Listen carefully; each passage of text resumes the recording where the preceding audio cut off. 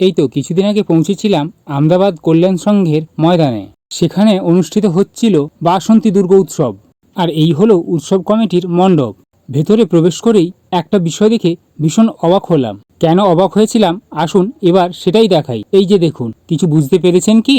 হোমের কাজে এত বড় কাঠ কারা দেয়? এমন করে কাঠ তো অন্য কোথাও সাজানো হয়। এখানকার প্রতিমা দর্শন করুন। আপনি যদি এই ভিডিওটি আমদাবাদ থেকে দেখে থাকেন তাহলে কমেন্টে আই লাভ আমদাবাদ লিখতে ভুলবেন না কিন্তু।